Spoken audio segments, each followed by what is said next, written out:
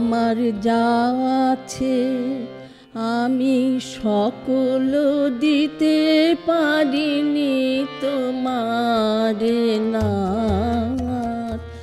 সূর্য তখন পশ্চিমে নিঃশব্দে নামছে সন্ধ্যা। এক অদ্ভুত নীরবতায় গানে গানে শুরু হয় শিল্পের আবাহন। সংকটে যে মহীয়সী বটবৃক্ষ হয়ে দাঁড়িয়েছিলেন, যার কথা ও সুর জুগিয়েছে অনন্তের সাহস, তারই প্রয়াণে এই আয়োজন।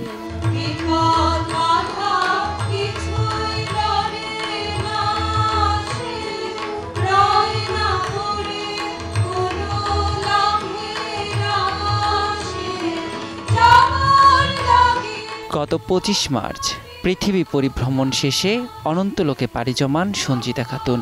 প্রস্থানের ঠিক ১ মাস পর তাকে শ্রদ্ধা ভরে স্মরণ করেছে ছায়ানট, জাতীয় রবীন্দ্রসঙ্গীত সম্মিলন পরিষদ, নালন্দা, কণ্ঠশীলন ও ব্রতচারী।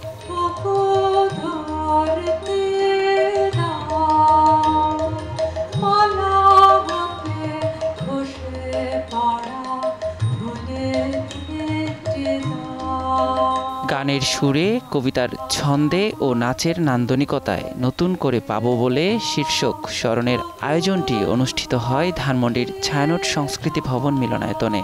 বাঙালি জাতীয়তাবাদের ধারণা নিয়ে, এই যে সংস্কৃতি নিয়ে উনি চর্চা করেছেন, আমরা সেই পথেই হাঁটি। তার দেয়া যে আমাদের যত কিছু আছে সেগুলি নিয়ে আমরা সামনের পথটা এগোতে চাই। আমি ডাক্তার, আমার কাছে যখন উনি আসছেন একবার আমার মনে আছে যে ওনাকে আমি বেশ কড়া করে বললাম যে খালা আপনাকে এইগুলো মানতে হবে। তো উনি বুঝলেন, হ্যাঁ তুমি বলছো যখন তখন মানতেই হবে। এটা আমার কাছে একটা অনুভূতি আর কি। উনি কথা শুনতেন, উনি সুশৃঙ্খল ছিলেন, বাঙালি সত্তার একটা প্রতিনিধি হিসেবে উনি আমাদের একজন কি বলবো লাইট হাউস। আপনার মধ্যে যে দৃঢ়তা, একাগ্রতা, ওটাকে যদি মেনে আমরা চলতে পারি তাহলে হয়তো আমরা মানুষের মতো মানুষই হব। সঞ্জিতা খাতুন, যার শৈল্পিক স্পর্শে জাগ্রত হয়েছে কয়েক প্রজন্ম, তার গানে, কথায়, লেখায় সূর্যের মতো আলো ফেলেছে বাঙালি মননে। তাকে আমরা বন্ধু হিসেবে পেয়েছি, চিরনির্ভর মানুষ। তিনি চলে গেছেন, কিন্তু তিনি সংস্কৃতির সাধনা করে গেছেন। তার যে বীজ বপন করে গেছেন, আমরা যেন তা ধরে রাখতে পারি এবং তার দেখানো পথ অনুসরণ করতে পারি। সামাজিক, রাজনৈতিক ও সাংস্কৃতিক সংকটে তার কণ্ঠ ছিল নির্ভীক সোচ্চার।